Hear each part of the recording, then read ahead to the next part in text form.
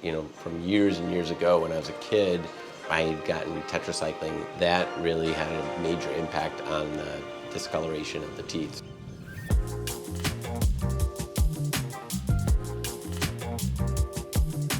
My name's Rob Gordon. Actually, I met Dr. Kella through his wife. She's a pharmacist at the hospital system that we work with.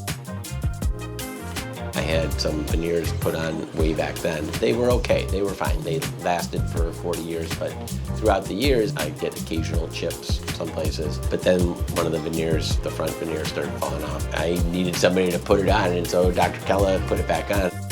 We had started having the conversation about what's the next thing to do, and so he could put a better veneer on top of it, wanted to do a little bit more natural. So we figured out a plan for that, and that's what we did.